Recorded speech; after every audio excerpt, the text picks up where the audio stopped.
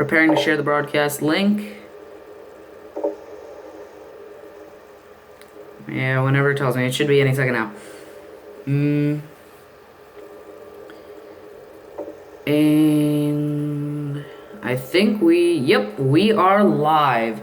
How are y'all doing? And it has also been successfully tweeted. So, how are y'all doing with Pokemon Monsters, Hedgehogs, and Crazy Performers and the Power Punk Gamer here? And with me today, again, are Diggle King, say hi. Yo. And Blitzmaster Bruno. Also say hi. Hey. Yeah. So, lots of new stuff has been, alright, first off, I have to address this because, still broken, deal with it. I had to get that out of the way and off my chest. Alright, so, since the last live stream, honestly, we haven't seen too much new stuff, but to kind of sum up what we did in the last live stream, we kind of just talked, really, I kind of just talked about my theory on the story of Sun and Moon.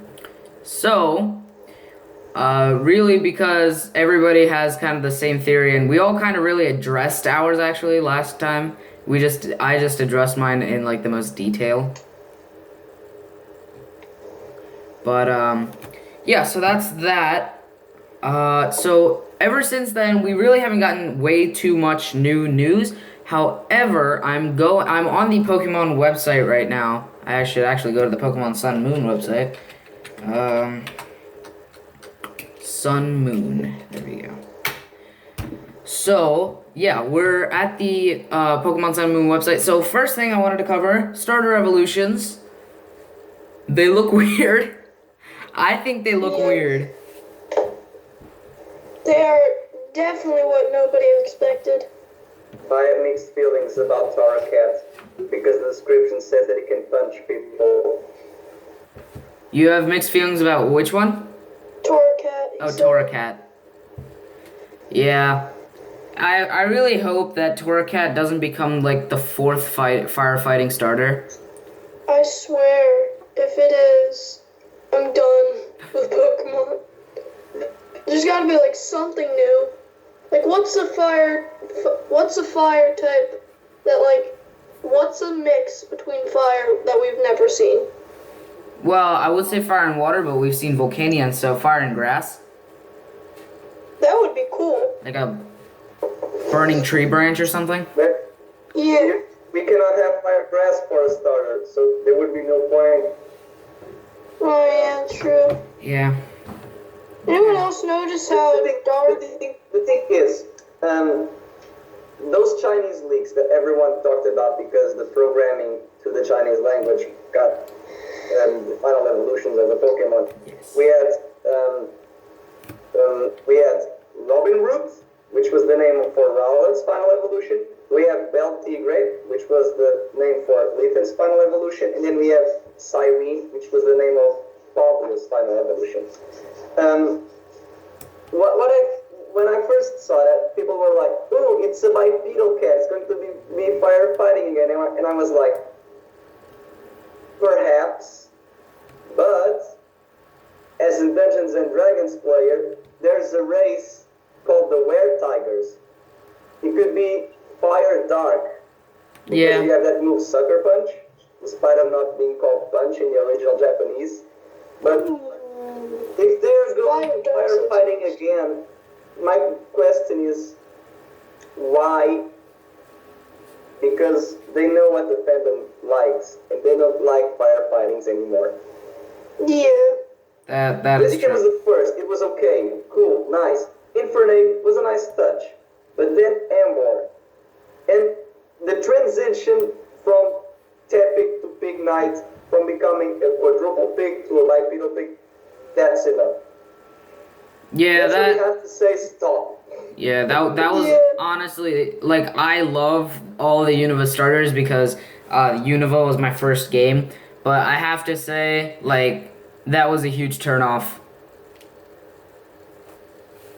Just gotta get that out there. Okay, so one thing that we really all can agree on is, please, for the love of everything that is good in this world, Nintendo and Game Freak and the Pokemon Company, don't make Torracat a firefighting when it evolves. Can we all say that? Yeah. I speak on behalf of everyone when I say, please do not do that. How much would have been there? To create an item called a type capsule to change types, like to change abilities. That Honestly, sounds cool, actually. that sounds like a good idea on paper, but I have a feeling people might go wild with that, and because I mean they are making huge changes to the competitive scene. Everyone However, will use the dragon type capsule to change flying Gyarados to a dragon Gyarados. well, yeah, Yeah. that fits as motif, but at the same time, again, you know, they're banning mega evolutions from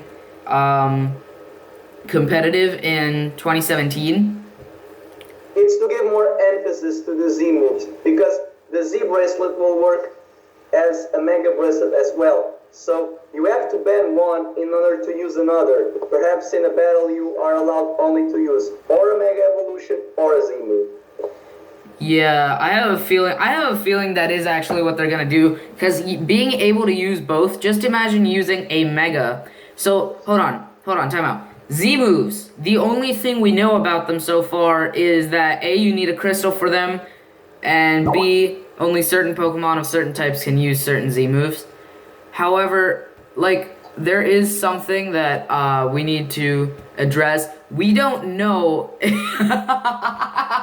Thank you, Blitzmaster Bruno, for that. That was hilarious. Oh, what did he do? He put it in on the Skype chat. There's a picture. Hold on. I honestly want to show the I want to show the audience. I'm gonna real quick take Bruno for this. Litten Yes. final evolution revealed. No wonders of Twitter. So, They're great. yep. So anyway, what was I saying? What was I saying before I got that? Awkward silence.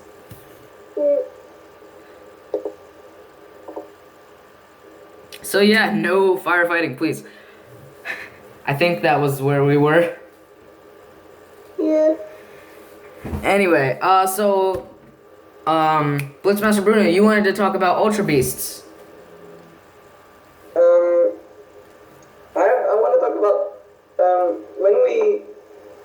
Oh, I'm seeing the Skype now. Our last conversation was exactly 1 month ago. Would you look at that? In regards to the Ultra Beast, we only saw UBO1 by that time, and then we got the UBO2s, the Yes. Absorption and the Beauty. Yes. And then, I don't know if you guys watched Lockstin's theory or not. No, I didn't. Personally, I did not. Well, Me but neither. what they were basically saying, what he was basically saying was that Ultra Beasts are like heavenly beings from another world, or perhaps the world of the dreams, like, because there was this thing in the German trailer where we saw the name Burnett, which was that professor from the Dream Radar, from It was? the carrying forms of Tornadoes, Lamigos, and Thunderous. Perhaps she's going into these games, and Ultra Beasts are like the eterish reflection of people that we know. So, like, UBO1 would be the dream version of Lily, and the Beauty would be the dream version of Lucamine. And they are giving knowledge to humans in order to surpass God with type null beating Arceus and stuff. And we see that crown on type null, that it's the same, it's restricting him from his power. So what is he doing it with Arceus? So the theory goes around and simply states that Ultra Beasts are controlling God. And for extension, us. Yeah, I see that. But that is a big stretch. That is actually a big stretch. I was trying to follow your logic. It makes sort of sense. But I actually remembered what I was talking about. Competitive. How is this game going to change the competitive scene? Mega evolutions, we said 2017 they're not gonna allow mega evolutions in the competitive scene. And I think it's because we have again, this is also a theory. We have absolutely no idea what the amount of damage a Z move will do is based on. Is it based on stats, or do they do a fixed amount of damage? We don't know. So I have a feeling, because Mega Evolutions, when you Mega Evolve a Pokemon, you get a huge stat buff. I have a feeling that's why they're banning Mega Evolutions, because people could Mega Evolve and then use a Z move at the same time. Well, not at the same... Like Yeah. ultimate move. And that would be like a complete... No, but that's the thing. If the bracelet works for either Mega Evolutions or Z moves, if you Mega Evolve, you cannot use a Z move. That's why they're banning Mega Evolutions, to give more emphasis to the new mechanic. Yeah. Wait, didn't we have... I'm pretty sure we had some kind of evolution thing in... did we have some kind of like new evolution method in Black and White, or Black 2 and White 2? We were introduced to hidden abilities. To the what? The hidden abilities. Yes. Like, they didn't... Wait, did they... No, they Drizzle didn't. and droughts, or the weather wars. No, I know what dream abilities or hidden abilities are. I'm trying to think if they banned Pokemon with hidden abilities after X and Y came out. No, I don't think so. No. Did they ban Primal Reversion? On the contrary, they let Pokemon with Primal Reversion and Mega Rayquaza be, but not those baby legendary like Celebi or Jirachi. Those things there should be banned, they weren't banned, they were given more emphasis. You see the worlds, you only see Kyogre, Groudon, and Rayquaza all over the place. Yeah. With their stats going beyond Arceus. Alright, that's actually, you bring up a good point. Stats. We don't know if Ultra Beasts, going back to the whole Ultra Beast thing, this live stream is kind of all over the place. But going back to the Ultra Beasts thing, they seem to not be Pokemon, but they also seem to have like Pokemon-like traits, if that makes sense. Like, they're mysterious creatures that we know practically nothing about, yet we still know them and can possibly use them. They are alien chimeras from another universe. Well, aliens in Hawaii. Pokemon is going literally Lilo and Stitch. Yep. I actually wonder, I have a And now feeling... I can't help throwing Stitch out of a Pokeball. Now you what?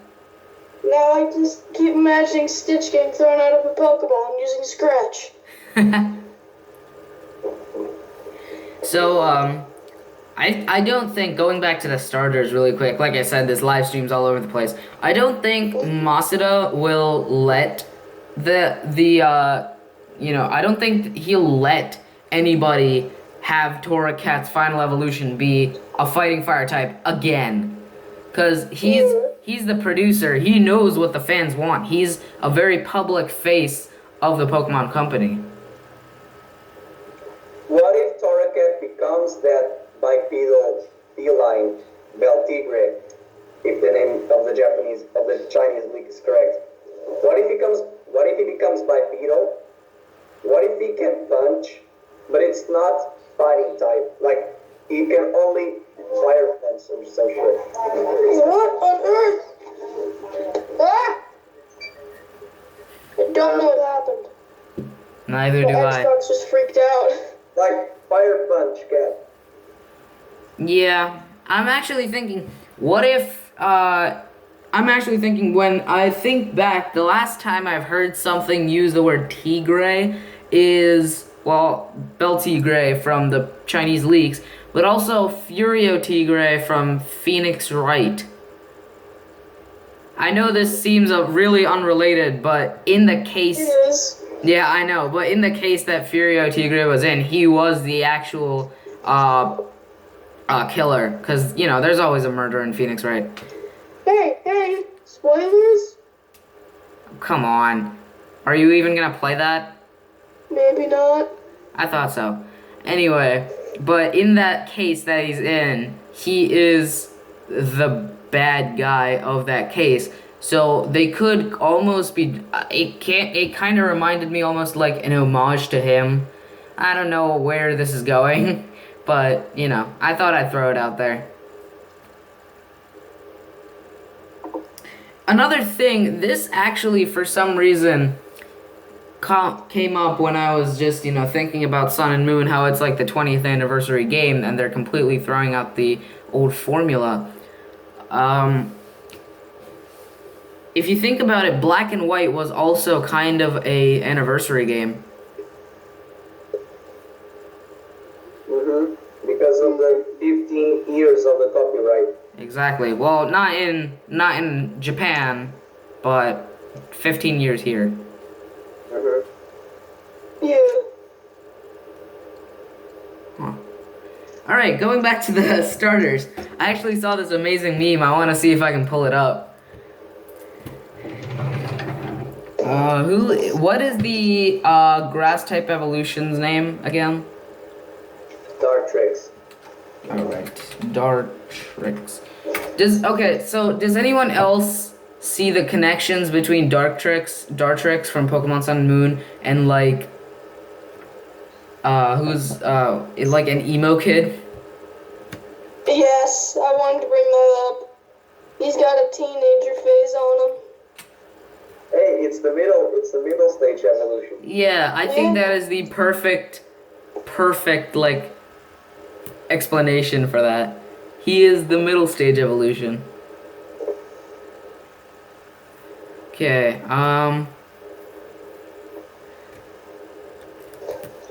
hold on, I saw this amazing meme. It goes the team of Rowlet. It's very interesting because Leafage, which will be his new attack, it's basically throwing sharp leaves. Then he will be throwing darts. And Robin Root, it's an archer. So there's actually a meme calling him Oliver Queen because of the Green Arrow guy. Didn't. Yeah, I think I've heard that one. If you see the Generation 6 starters, they were what's the word? They were classes from RPG games because Greninja was a riot. Yeah. Delphox was a magician. Mhm. Chasnaught was a warrior. Yes. And then we have an archer. Beltigre can be a berserker. And Cyrene, which is Publis' supposed final evolution, which is like a mermaid or that's to be a caster or some magical being or something like that. Perhaps they are keeping the RPG mechanic on the starters, like classification and stats.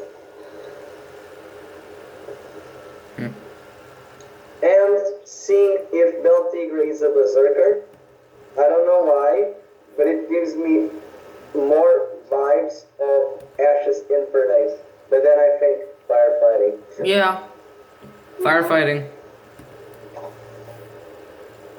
I really hope it's not firefighting. Like, I'm praying that it's not gonna be firefighting. Can I bring something up? Yeah, go ahead. Confuses and angers me. Yeah. The ability that you can get the Ash Greninja. Oh, Battle Bonds.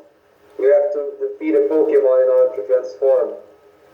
Yeah, but it's the Ash Greninja. And you're playing not as Ash, but as your own character.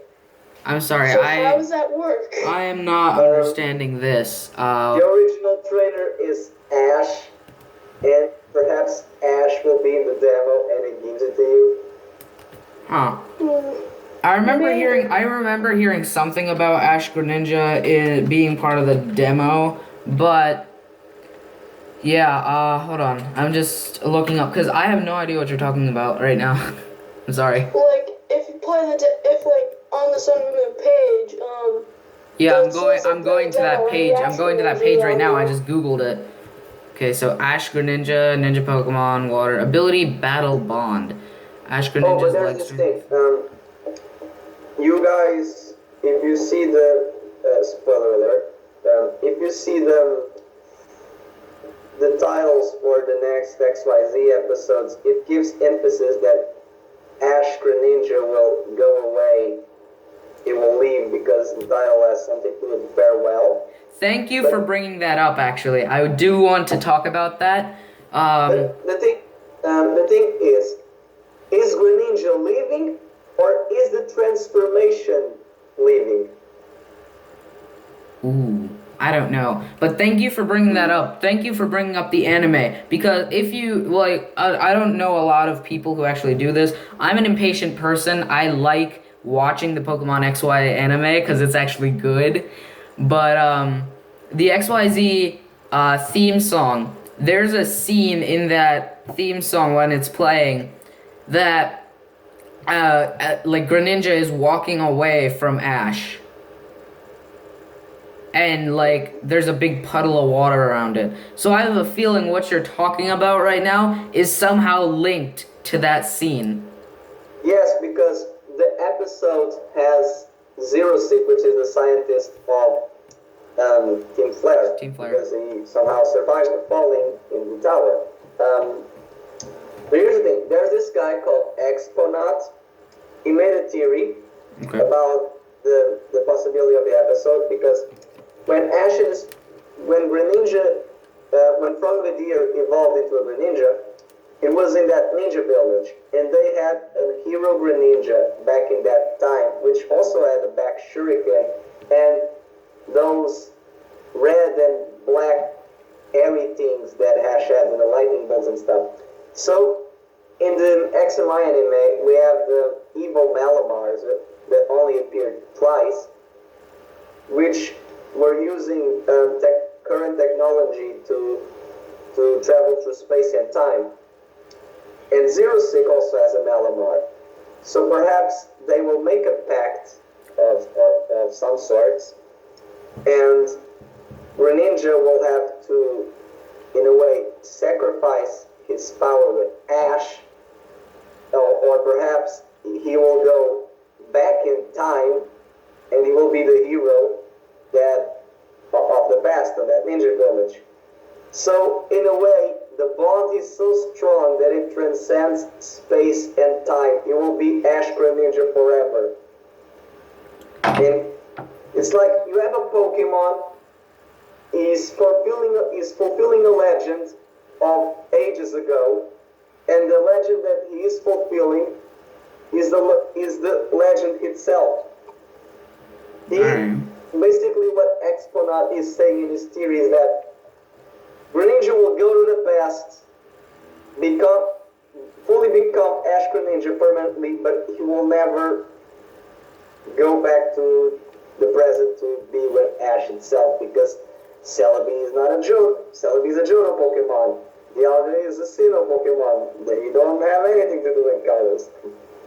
Yeah, it's not completely above them to use some sort of time travel, because if you remember in Arceus and the Jewel of Life, they time travel back to when Arceus was first duped into and got his huge like villain kind of persona.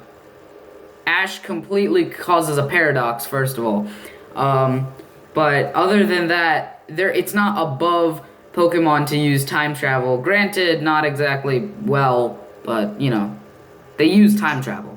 Yes, but the thing is, if Ash Greninja is the hero Greninja of that village, that means that the bond they share transcends space and time. This is perhaps a hint to a Sinnoh remake because of the space and time and the astral theme in Sun and Moon.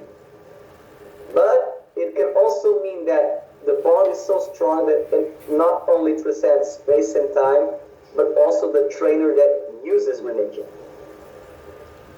And if you remember, Ash didn't choose Froakie. Froakie chose Ash. So I have a feeling, and Froakie chose him willingly, because they also said that Froakie was the kind of Pokemon who didn't really like his trainer, which is why he came back, which is why his trainer brought him back, really. Perhaps Froakie,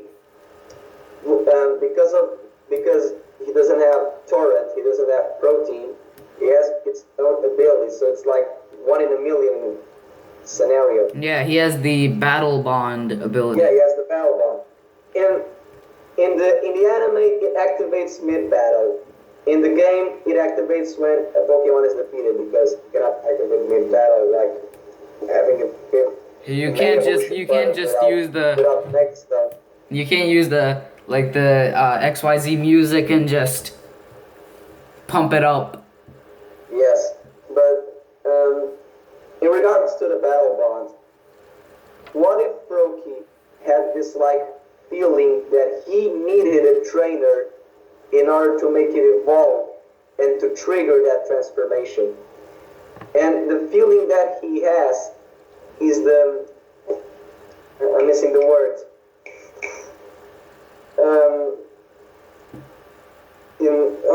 What is the word I'm searching for?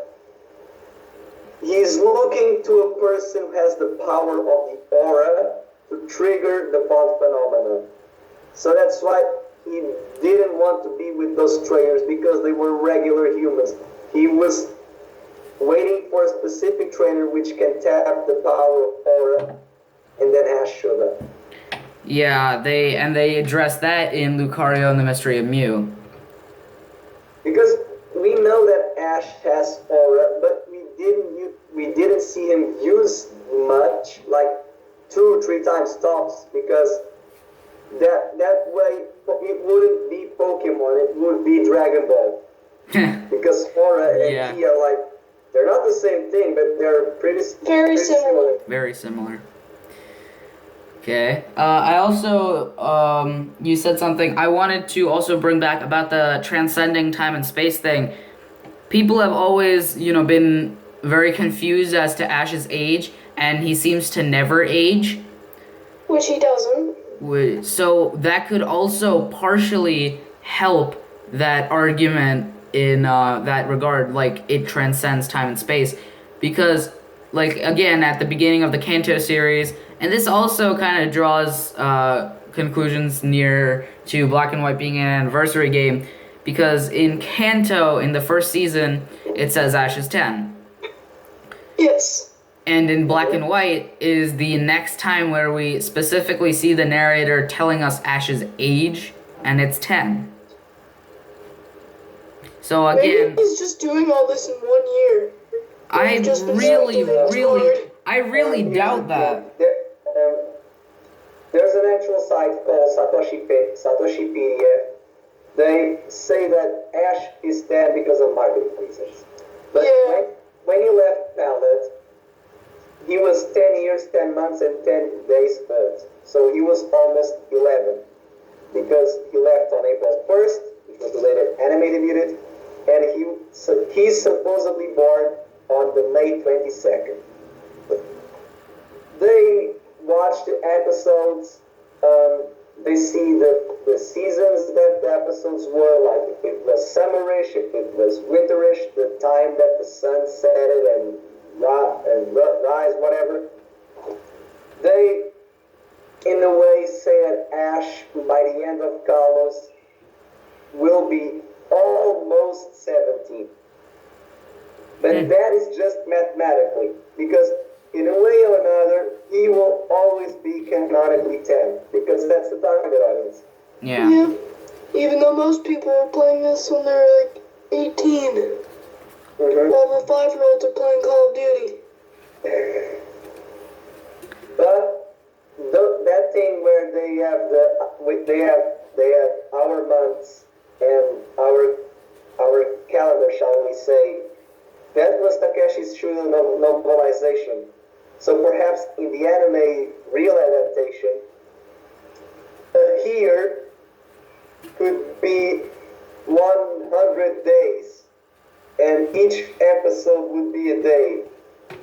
And we are almost in the 950, so That would mean about 3 years, give or take. Yeah. yeah. But if a year in the Pokemon world is 100 days, it means that Ash will be 11 in 11. Or perhaps it is a year, it's 4,000 days. So that quarter of 1,000, where Ash goes through all the 6 regions and all of his journeys and whatnot until the end of XYZ, he was in summer vacation. And now he's going back to school. That makes so much sense. Okay, now that we're talking about 1,000 days summer vacation. It's longer than Phineas and Ferb, 8 years. Okay, so now that we've kind of gone to the Sun and Moon anime, let me just get one thing out of the way really quickly. Ash going to school in the anime is probably the worst idea that Pokemon has ever had in their long history of bad ideas. I'm looking at you, Embor. What's his I'm looking dreams at gonna you, be? Trying to figure out his algebra? Seriously, like what is going to, like, what is the central point? You're going to school. This is almost what, like, It's the exact opposite of Pokemon. Yeah, this is what Super Mystery Dungeon was for me. Because in Super Mystery Dungeon, when you start the game, A, you're being chased by Behem, B, you get picked up by Nuzleaf, and C, you start going to school. Because apparently you're a kid in that game. Hey Mom, I made it in the top. I made it runner-up in the Kalos League. I don't care, you lost. Go to school and learn how to win a fucking league, you twerp. Yeah. Also, newest episode 43 of XYZ. I watched it with English subs. Everybody in the on the team, in the squad, is kind of on their own path now. Bonnie misses Zygarde Core, and because she's little, I think she's just gonna stay with Clement. Clement is going to wants to stay at the gym and A, be a gym leader, you know, and B, fix up Clembot. And for all of you wondering why he needs to fix Clembot, I don't really want to spoil it. So just take my word for it, he needs to fix Clembot. If you want to, just watch it yourself. So he needs to fix Clembot, and, well, I mean, he fixed Clembot, but he wants to get all of his memories kind of back. So he wants to do that, and Serena got the opportunity from, what's her name? Alermo? To train and become a professional Pokemon performer. Try saying that 5 times fast. So she's kind of on her own path. I am seeing, though, that in the past, however many episodes, the Team Flare little saga or kind of episode thing that they were doing, the Team Flare episodes, and really also the Pokemon League, there weren't really any hints dropped to Amore shipping, and because Amore shipping is actually canon by Pokemon, yeah, it's actually kind of surprising that they've gotten. It's surprising that they've gone this long without having like barely any hints of Amore shipping. I believe that Serena, in a way, kind of knows that she will not be with Ash despite loving him, because that's what happens in real life. You love people and you don't end up with them, and that's okay. She's compromising. Yeah. So I think because she also had this look of. Is it sad? Yes. Are we salty? Yes. Very salty. Move on? Yes. Yeah. I have an idea. Yes. In the new Sun and Moon poster, you don't see Ash's gloves. It's the first season that he doesn't have gloves. Okay. I would What love. if Ash, despite of always changing his gloves in each season, what if this time he doesn't wear new gloves because he gave his own to Serena, has something for her to remember him by, like the handkerchief or something like that. That could work. It could work. It could definitely work. I'm not saying anything against you. Serena already cross-dressed as him, so it's not like she's having a problem with his clothes. That is true. In episode 22. And no, it's not spoilers because the English dub is already out. I need to start watching the anime. So, yeah, I think that's really I want to cover for the anime. But, Wait. yeah. Instead of just giving the gloves, give him the hat that's like Red's hat. Give the girl all of your outfit. You're not gonna need it anymore. I mean, if your ninja is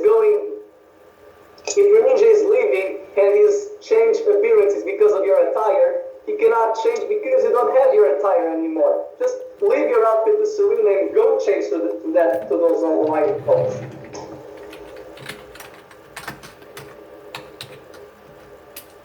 Episode 45. So, because I've only seen up to 44, there is a preview for episode 45. Now, I'm going to mute the preview. Hopefully, it has English subtitles. It did say it has English subtitles, so I'm going to hope that it does. But my point being here, I want to see what happens in episode 45, because the wow, okay. One thing that I now realized about the starters, we talked about Dartrix and his emo face. Yes. We talked about Tower Cat. We don't want him to go to firefighting, but what are your thoughts about Brion? Brion. Are you giving her the Poplio hate as well? Honestly, as soon as Poplio was announced, he was my least favorite of the three. But I wasn't really one of those like epic Poplio haters, and also I just kind of grew on his design. I don't think there's really anything to talk about with Brion though, cause like Brion is just kind of there for me, like. Yeah. Not Robin Root, but Rowlet's Evolution, Dartrix. Dartrix is just meme worthy. Dartrix is like prime meme material. Toracat, Yes. I just really hope they don't make a firefighting. Brion, I honestly have absolutely no complaints on. Just weird looking. Brion's pretty fun. I actually like the design of Brion. Yes, it's a little too feminine. Like, I think they really overworked that mermaid siren kind of look. But, for what it is, It'll be it even kind more of... sad if you get a male one. Yeah. That is true. There are some designs... Wars are a thing too. Yeah. But, going back to the Greninja, I heard you could only get it in the demo. I think that's true. We get him in the demo. And speaking of the demo, they're releasing the demo a whole month, like an exact month before release date. So I have a feeling the fact that they're releasing a demo a whole month before the actual release date, because if you think about it, a month's a pretty long time. So the fact that they're releasing it a month before release date, I have a feeling they're pretty much done. Yeah, I think they're just like trying to get the hype train more and more so more people buy it. Not only the hype train, like I have a feeling it's sort of like what they did with Legend of Zelda Breath of the Wild. They're just kind of they're ironing out the little bits now. Because I have a feeling like Breath of the Wild is done too. I have a feeling that they're just kind of ironing things out and waiting to launch the NX. That way, BOTW can be a launch title. Yeah. But going back to Ash Greninja, because yeah, we are so cohesive, aren't we? Yes.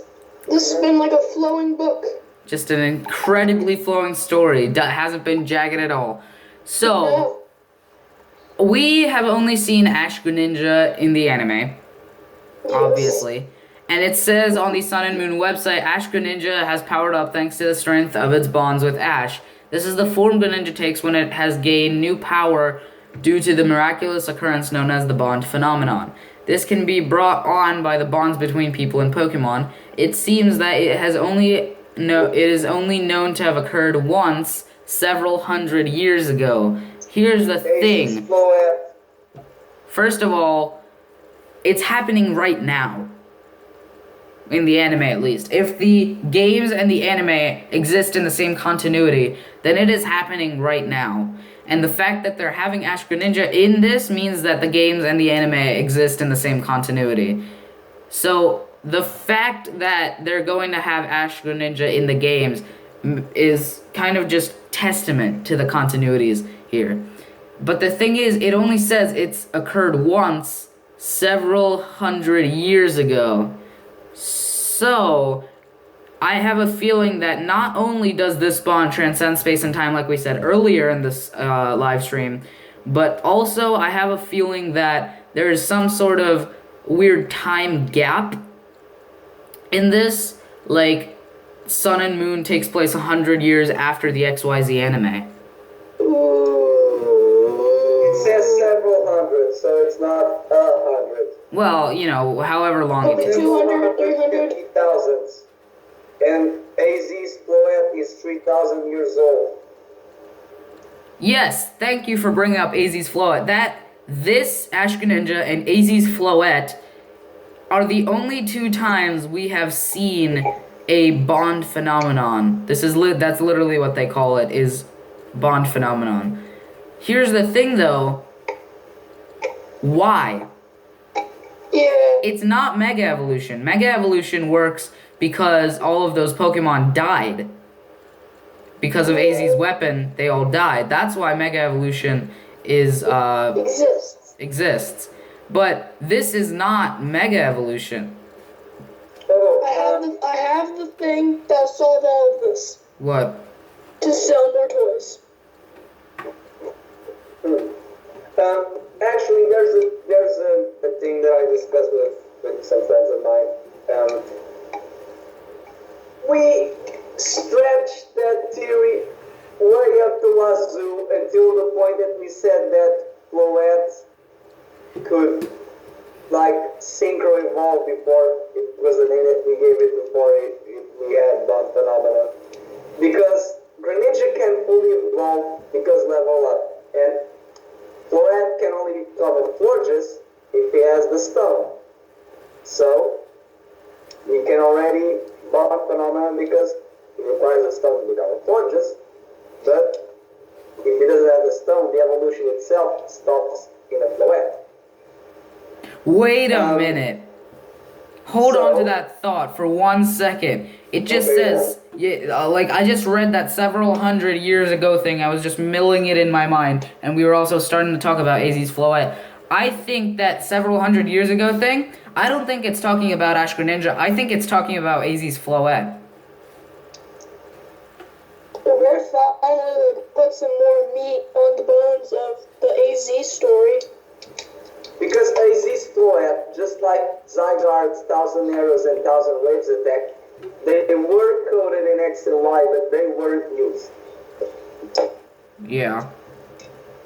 In this theory that I have with my friends, we basically said that both AZ and Ash had the power of Aura, because AZ was secretly the father of Ash. He was just roaming around, and then he's the father of Ash. In anime lore, in the game's lore, he was the father of every main character except for Norman's kid.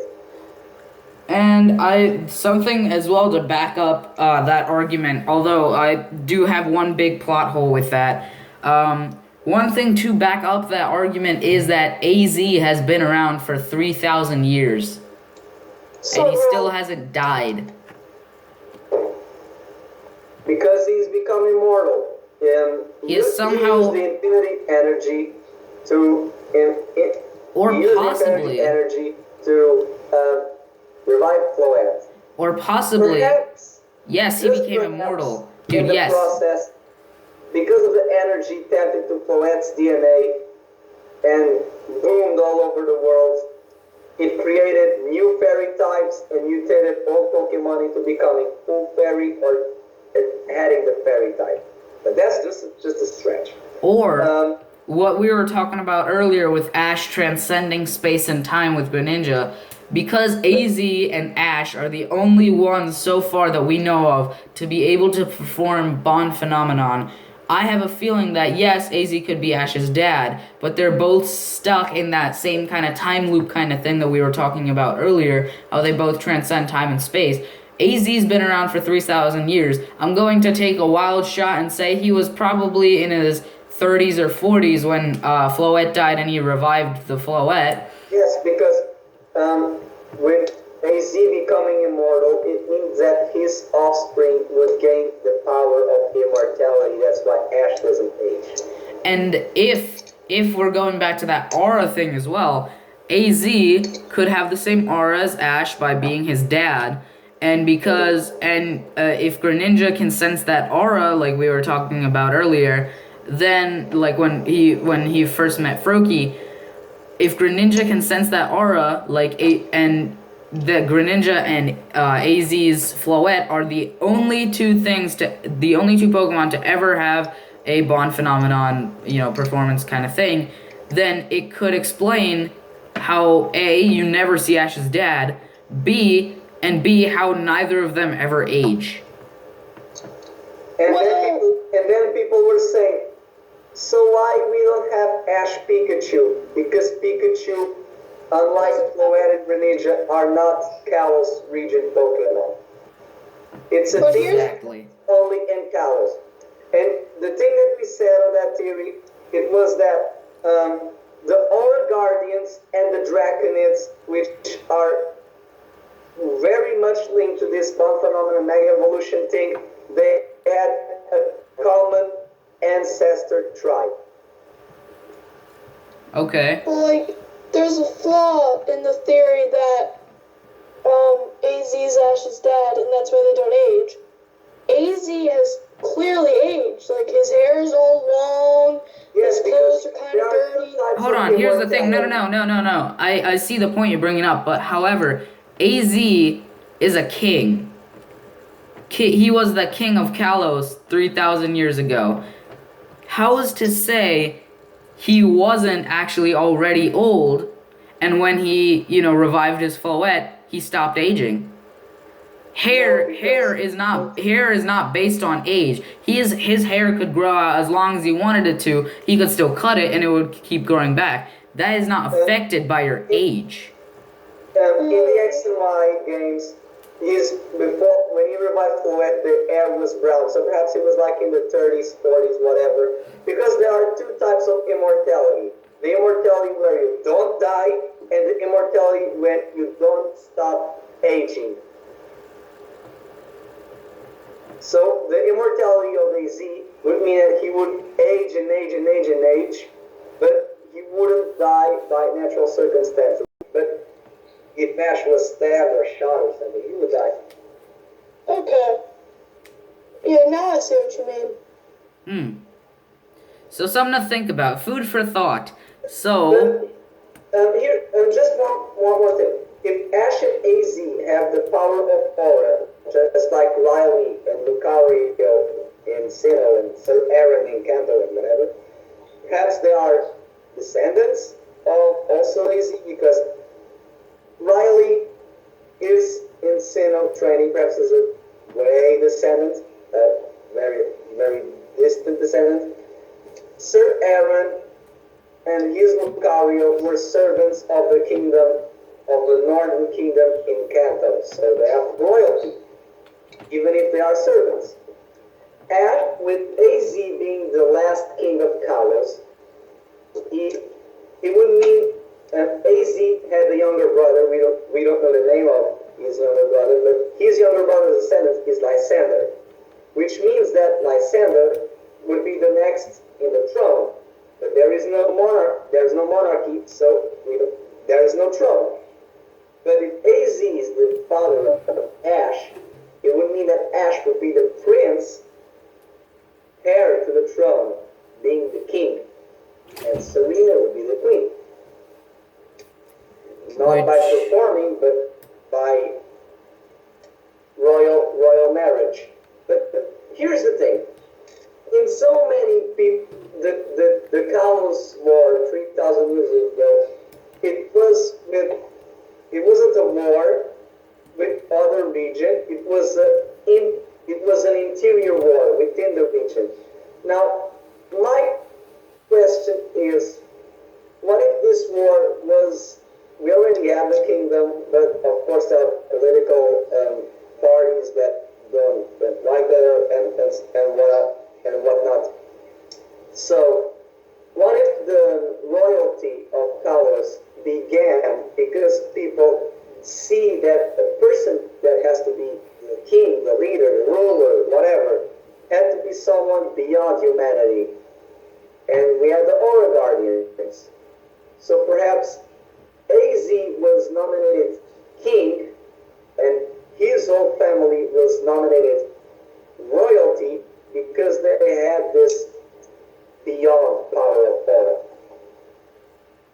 Because let's face it, in the history books and legends and whatever, why is a certain person king?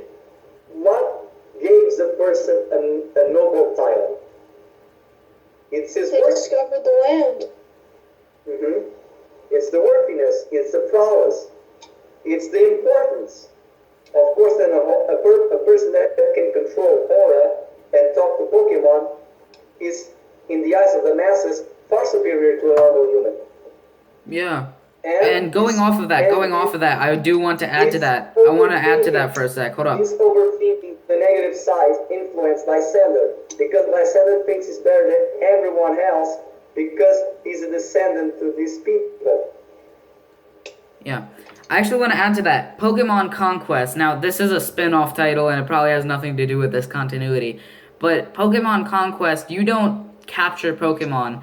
However, in that game, there is a line that suggests that they are in the same continuity, because one guy says he read something about a far-off land where they capture Pokemon and put them into little balls. In that game, they don't use Pokeballs, and second, the warlords are basically like the kings of their respective kingdom. Because they have some, even the abilities are different, because Arceus' ability in Conquest, it's not multi-type, it's omnipotence. Yeah, omnipotent. Which is all power. But here's the thing. Pokemon Conquest is a spin-off based on those Nobunaga Ambition games. And Nobunaga was in the 1500s, like 500 years ago, in the time where Magearna was built. But how the hell does a person know that Pokeballs are made in faraway region in the 1500s if Drayden, in the time of Drayden, there were no Pokeballs? Oak in movie 4, he had an old Pokeball.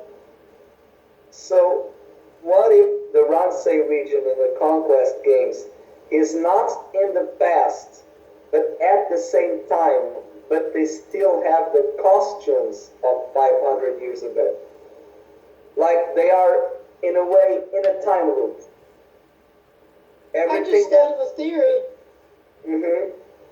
They are stuck in the 1500s. Yeah, sort of like Miss Peregrine's Home for Children or whatever it's called. So they're And stuck in there's their no little time fairy loop. kingdom. Because there was no fairy type, but there's no fair. If they make a conquest 2, which it doesn't make any sense, but if they made a conquest 2, the first thing that the game would focus on, it would be a fairy kingdom because the starter is an Eevee and we have Sylvia. Yeah. And another thing I want to point out, sorry to cut you off, Dickle King, but one thing I do want to point out in this, I actually had a theory. I made a video on this, I just never found time to edit it, and by the time I was getting down to edit it, I'm like, does anybody actually want to watch this? But I had a theory a while ago. If you guys remember the relic, not the relic castle, but the ruins in black and white, if you go to the east of Undella Bay and dive, there's that little castle where you can find all the plates. It is said that that place, I actually looked at it on the town map, it said that that place was a kingdom. Hold on, I think I have my DS right over here, so I think I can just pull it up real quick. So you guys keep talking, but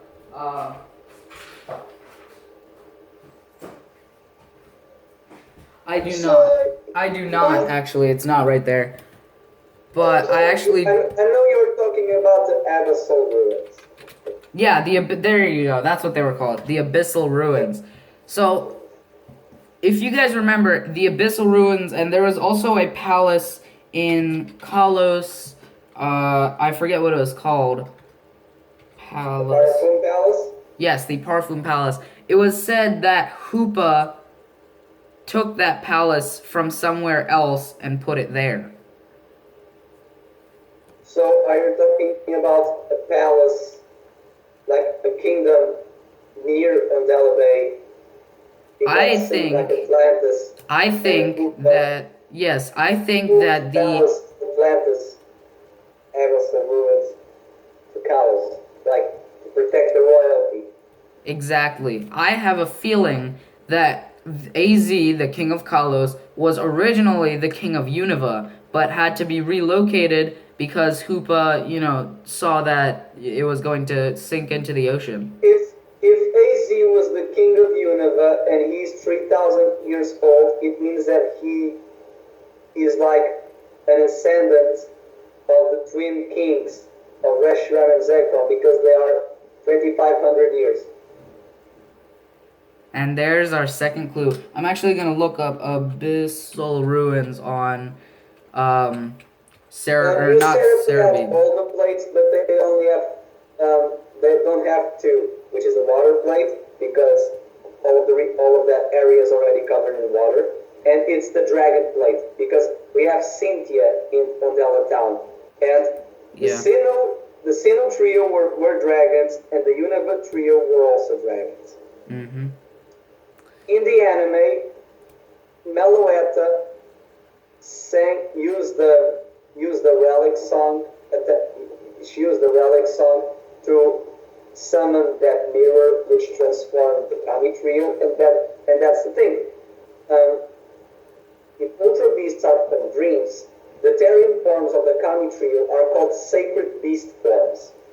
And in ancient times, when people used songs and rituals, it was to summon beasts and demons. And that's what Meloetta is doing, at least in the anime, because they have a little more in the Abyssal Ruins. In the game, that you have symbols, but one thing in the symbols, they have their own. It's their own alphabet, but it's not an unknown alphabet. Yes. Unknowns are linked to Arceus, and you have the plates, except those two. So perhaps it's a pagan temple to Arceus. Arceus saw the paganism in that, then decided to sink the Abyssal Ruins. That could be another thing. Here, I pulled up the Abyssal Ruins on Bulbapedia. The map description: an ancient tomb that is said to be the resting place of an ancient king. So, I think the Abyssal Ruins was actually the castle for the original brothers that, the Reshiram and Zekrom story. I think AZ is a descendant of them. I think that, he was one of those guys, and he would have been the owner of the Abyssal Ruins. However, he became king right after those things were kind of sent down to die in the dust. He became the Parfum Palace. Like, he got Parfum Palace, basically, and Hoopa teleported that Parfum Palace place over to Kalos, the tomb that was the Abyssal Ruins, is actually where his brothers, or well, his grandparents, I guess, died. And that is their burial ground. Oh, and one more thing that I forgot to mention. There are 32 relic items, which is interesting because the Meloetta trigger for the what Meloetta triggered transformation of the Kami trio, it's the relic song. Yes, it does say that. The ruins are filled with 32 relic items, which have a total value of 1,706,000 Poké Dollars when sold to the item Maniac in Undella Town. So, it does draw some, kind of like balances almost. The Asian king can be AZ, which was perhaps AZ was the king of Unova. There was some major problem in Unova. The temple sank, but Hoopa used the portals to teleport the Parfum Palace to Kalos and AZ with him, and then AZ being the sole survivor of the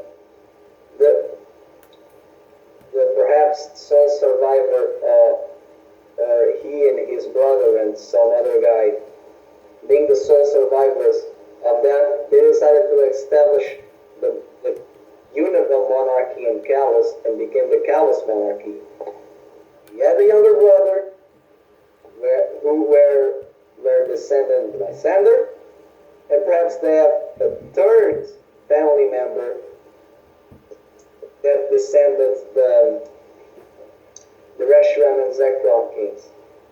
But what if this Asian king is the father of the Tao duo, the Reshiram and Zekrom twins, like the father of the twins, the one in the Victini movie?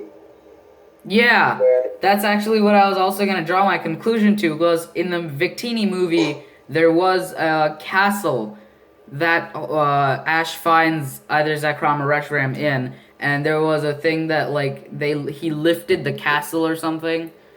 There was that big final climactic scene, but that whole thing there, I did want to also draw attention to that as well. Victini was... I don't know why it was Victini, and I think Meloetta wasn't in any of the movies. She was in the anime. But yeah, you did say relic song, relic items as well. All of this is actually pretty good. Mm-hmm. Also, one interesting thing about this Unova alphabet, which is not unknown, you read from right to left, and the first floor messages all have the word king. Like, listen to king's words. Primes lead the truth. King is brave. King never loses hope. King is kind. King has a dream. King is adventurous. Okay, Martin Luther King. King is adventurous. King accepts all. And then some directions. Yeah. Basically, you are the king because you are the one who are following directions to get the items. Yeah. It's a bit of a stretch.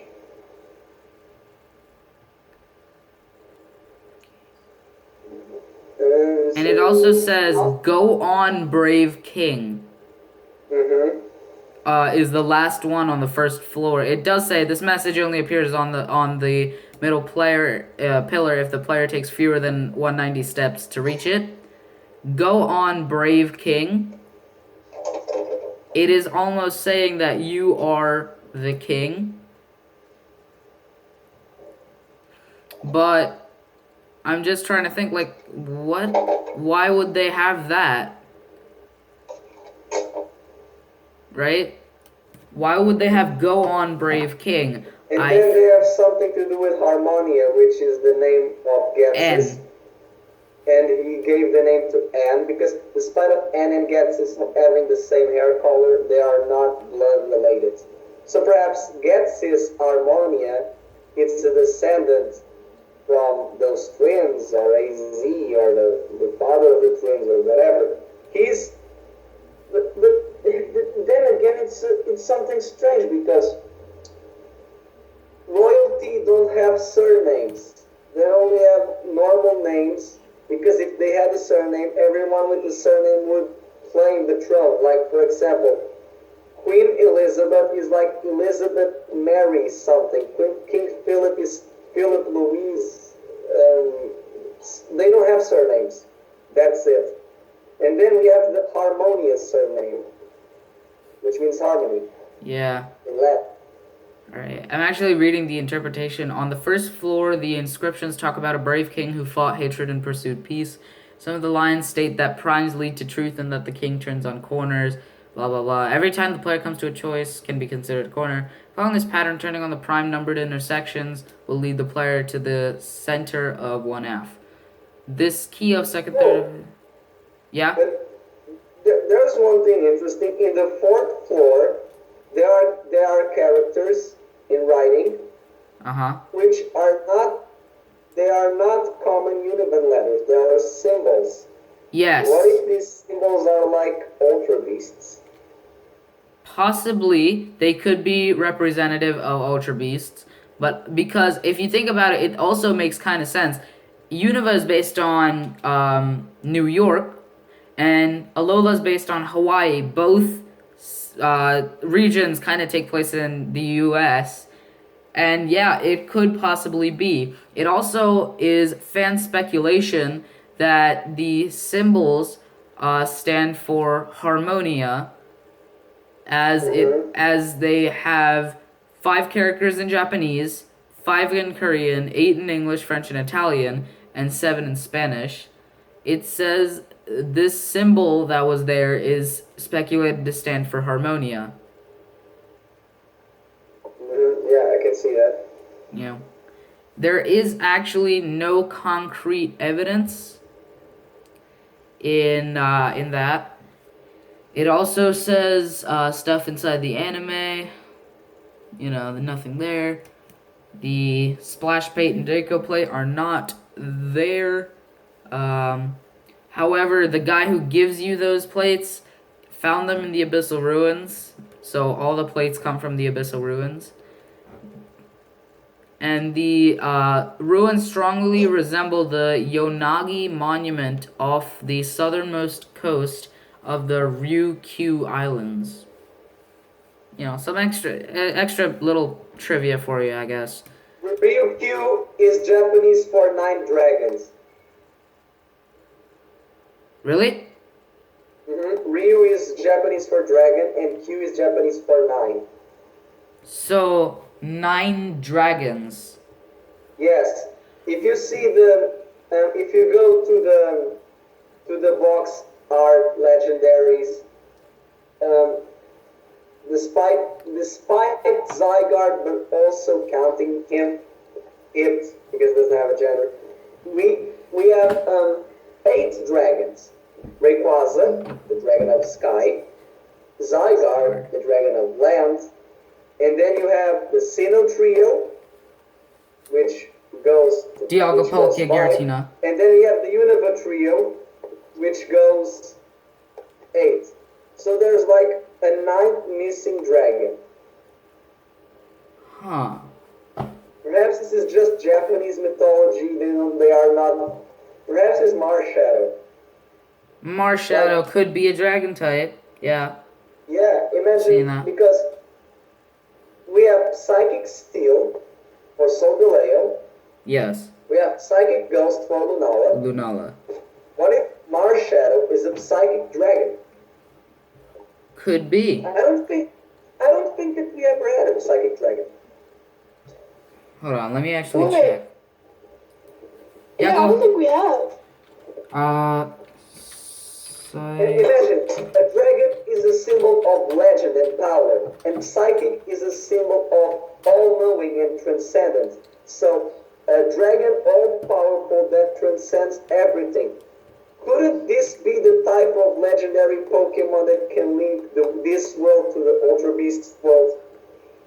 Actually, we have had a psychic dragon in Latios and Latias. Oh But if we count those, hold on, time out. If we count those, granted they're not box art legendaries, but if we count Latios and Latias as one Pokemon, because really they are, Yeah.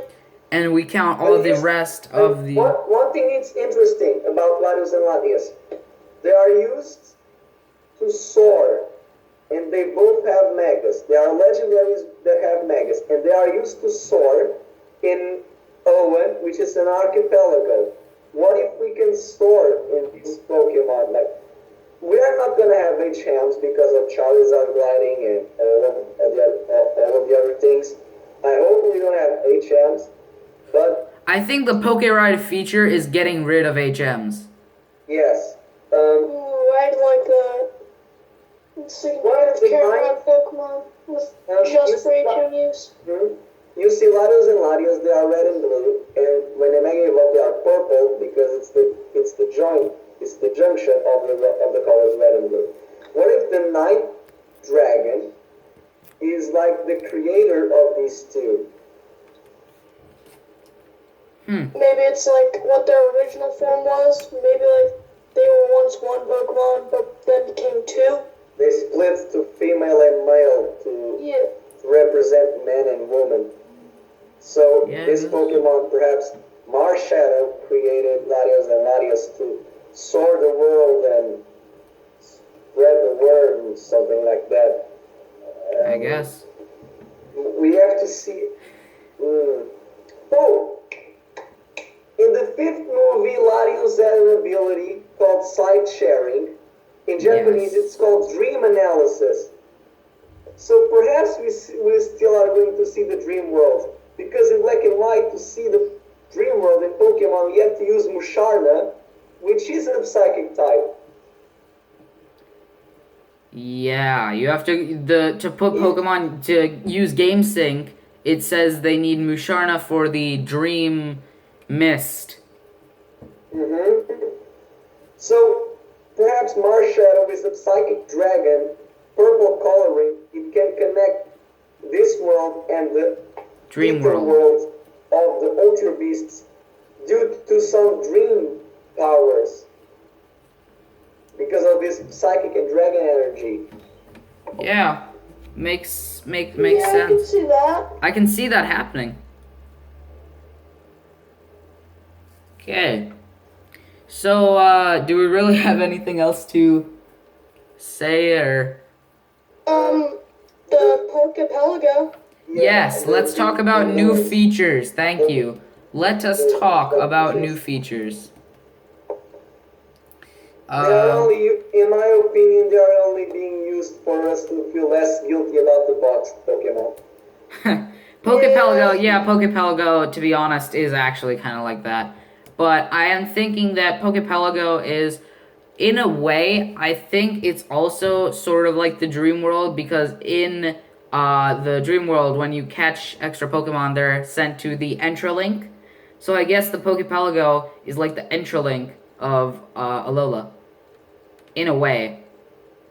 Because when you put a Pokemon to sleep for GameSync and enter the Dream World, I think that, all of that stuff is transferred to the Entralink. I guess the Pokemon going into the PC, the box, they're replicating GameSync in that regard. One more thing. Pokemon related to dreams. Cresselia. Psychic type. Cresselia, yeah. Cresselia. And then we have Darkrai. Cresselia. Dark type. Which is linked to nightmares. Nightmares. And the ability, it's bad dreams. Darkrai can, being a dark type, has immunity to psychics, which will be the types also Galio and Lunala, and perhaps also Marshadow, it doesn't only add in the immunity, but it can beat them, because the Steel type lost resistance to Ghost and Dark, so normal double damage on Marshadow, double damage on Solgaleo, and quadruple damage on Lunala. Lunala. And these are Gen 4 Pokemon, so more hints to Sinnoh. More hints to Sinnoh remakes, guys. We're going to get it. Woo! Alright, so new features. I'm just kind of going through them right now. Dress for success with Alola fashions. I really don't need to go over that. It's closed shops. The Festival Plaza. Yeah, I'm getting to that. Care for your Pokemon with Pokemon Refresh. I'm assuming that's just like an updated Pokemon of me. Yeah. Pokemon, some Pokemon Bank stuff. Festival Plaza. Yes. All right, now we can talk about Festival Plaza. I'm just gonna open up the details real quick. You can start. In Gen 4, we had Wi-Fi Plaza. More hints to Sinnoh. Yes, more hints to Everyone in the Sinnoh. chat. Yes, Hashtag more hints to Sinnoh. but also I also have a feeling that Festival Plaza, like, it could be like the Wi-Fi Plaza from Sinnoh, but when I saw the trailer, what I got more from that was Join Avenue from Pokemon Black 2 and White 2. So it has communication features like battling and trading and stuff, but you can also open up stores and stuff. So I think it's also the reason they're putting up this again is yeah, sure, Sinnoh hints, sure, why not? But also because Alola is related to Hawaii and it's part of America, which Unova is part of. So that's their little thing. I have a feeling that because of that is why they have Festival Plaza here. And it's really just, it's like a lot, if you think about it, it's a lot like Join Avenue, because it's like show visitors around so they can enjoy the festival. Festival fan, I want to shop. Will you recommend a good place to shop? And it pulls up a menu. You want to shop? All right, here are all of the shops in Festival Plaza. It's capitalism. One thing about Joint Avenue. That thing was on the desert route. Yeah, Route 4. Route 4. Unova Route 4. Uh-huh. Gen 4 remake. Oh my god. Links, man. They're all links. It all comes together in Full Pokemon circle. Sun and Pokemon Moon. Not to mention we can go even deeper with Team Galactic. Their names are celestial, are like planets. We got Sun, Moon, part of the galaxy. Sinnoh remakes, boys. It's Galactic. here. The future is The logo calling. of Galactic, it's the letter G. G is the seventh letter in the alphabet. This is the seventh channel. Sun and Moon and Sinnoh remakes. Alright. We're tugging at strings, boys. Of course we're tugging at strings. Alright, Pokepelago, Paradise. Let's talk about Pokepelago. This just seems like a ton of mini games. I honestly, other than use for like Pokemon in the PC, I don't think there's literally nothing else. You can get like evolution stones. Well, yeah, you can get stuff.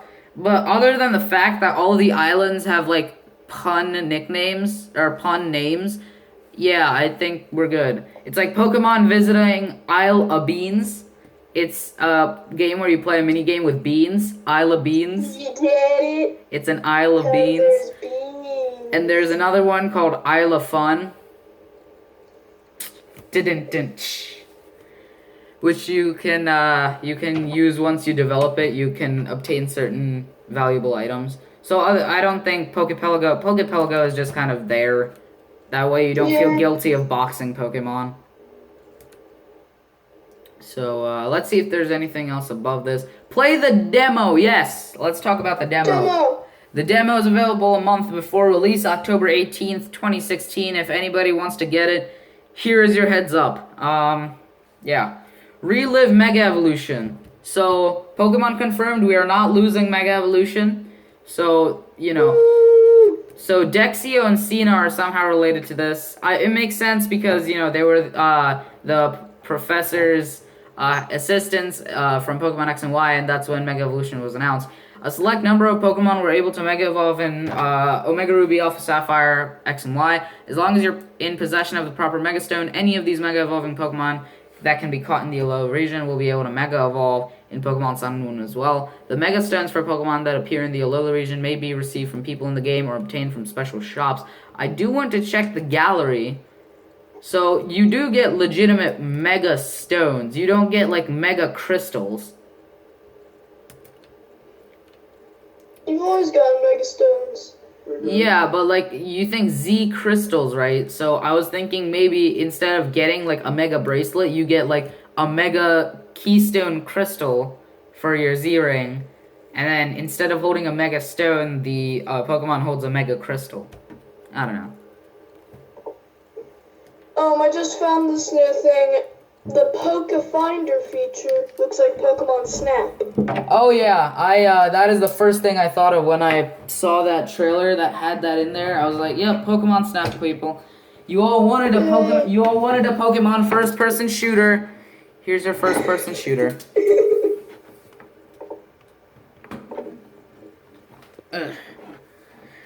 Okay, so sorry, just putting in my light. There we go. So, yes, Mega Evolution is coming back. Have no fear. The only thing I'm wondering is how is it going to work? Megas are here. Yes.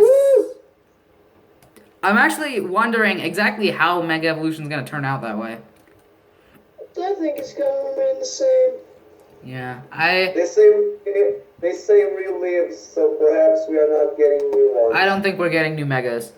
Okay, a new version. Hold on. There's actually something cool the that thing we are getting is Alolan forms where Oak's cousin Samson studies.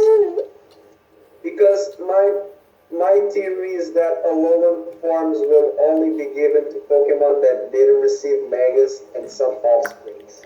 yeah. So a new version of the Global Link's coming out. Mega, Executor didn't get a Mega, Marowak didn't get a Mega. Yeah. Alright, so Pokemon Global Link. So I know this is a thing. I don't know exactly who uses it and what it's for, but I know Global Link's a thing. Pokemon Global Link, the website that links Pokemon Sun and Moon, is due to update and reopen on the 18th with the launch of the game. The website will connect players around the world. It will end its current ORAS X and Y service and will be updated to work with Sun and Moon. New functions are added in the update, which will let you enjoy Pokemon battles even more. You can rate battles against trainers around the world, I guess. There are, battle rules, so single, double, and special. Single battles, Special battles. Each season, a set of special rules take effect, allowing trainers to experience a form of battle different from the usual single or double battles. In a special Season 1, which will begin November 18th, this special format is anticipated to be a single battle format, which you'll be able to participate with Pokemon that cannot take part under other battle rules. The legendary Pokemon Solgaleo and Lunala, the Magearna that can be obtained through the QR scanner, the Ash Greninja obtained through the special demo version, and others. QR scanner. What? Did they just drop some hints on how we're gonna get Magearna? Yes, because in Japan, when they aired the Magearna movie, they give some people that go to the movies some QR codes. They basically gave that square thingy with. Yeah, no, I know what a QR code is. They gave them to people in a way that say, keep this to use in 4 months to have an early game Magearna, just like you had a Victini in Black and White. Okay. New rules for championship battles. The main points of Pokemon World Championship 2017 rules. Double battle format is limited to Pokemon that appear in the Alola Dex, excluding legendaries and mythicals. So, only Pokemon that appear in the Alola region Pokedex. So you can't use anything from the National Dex. Alright. So I'm assuming it's going to be like Black 2 and White 2, where there were all the Unova Pokemon and a handful of some other Pokemon from other regions. Use of Mega Stones is not allowed, so no Mega Evolutions. And only Pokemon that can be obtained in Sun and Moon may be entered, so you can't have anything from like X and Y or Pokemon Bank. So yeah. Your time system for rating battles. A new system being introduced to the battle time settings is your time. When using this method of time accounting, players will have a max of 60 seconds each turn to select a move or Pokemon, and they'll be awarded 10 minutes of your time. Under these rules, if a player runs out of their 10 minutes before the battle ends, that player loses the match. What? Okay, so when you pick your move, you get 10 minutes of what is called your time. So your time, if you run out of those 10 minutes before that battle's over, you'll lose the match. So that means matches can be decided quicker. Huh. Alright, well that's cool. Something nifty, I guess. In addition to obtainable in Sun and Moon, obtainable in Oras and X and Y will also be eligible to use in raiding battles. Battling other players' Pokemon, I think this is really the same. Global missions. Oh, global missions are limited time events that give trainers around the world a shared mission via Festival Plaza in Pokemon Sun and Moon, and they'll be held at regular intervals. Dude, so this is like the Interlink missions from Black 2 and White 2. Mm-hmm. Boom. Interesting. Black 2 and White, Black and White being the anniversary game. Confirmed. We're done here. Host your own friendly competition. So now you'll be able to host competitions. We already knew that. Online competitions, nothing new. Live competitions, really also nothing new. So yeah, I think we've covered all the new features. Yeah. So, any last minute things we want to go over? No. Nope. Nothing about the new Pokemon? No. Alright. Well, I just wanted to say they made a Harambe Pokemon. They made a Harambe Pokemon. It's a thing, guys. Harambe was a gorilla. That's an orangutan. Thank you, Bruno. I know, but it looks like a Harambe Harambe Pokemon. was too good to be reincarnated just as a Pokemon. Yes. Alright, so I think that's really all we need to cover. Thank you all. Thank you everybody who joined the stream. And thank you everybody who's watching later when this video just becomes a regular video on my channel. So yeah, thank you everybody for watching. Any last minute things you all want to cover? Nope. It all comes together in Pokemon Sun and Pokemon Blue. Yeah. Pick up, if you guys actually want to get this game, pick up a demo on October 18th. And you know, you actually get a special prize for picking up the demo. You get that Ash Greninja. So, hey, it's worth it. In my book, I think it's worth it. So, yeah, there's that. I think we're done. Wait. I have something to. How can I? Okay. It's basically a multi-theory that a guy from Nintendo Portugal in my country is doing. Alright, let me see. For a Facebook page. I- He posted this on Twitter, but he I'm will just post seeing this on this. Facebook as well. Okay. Get on my stream. This picture.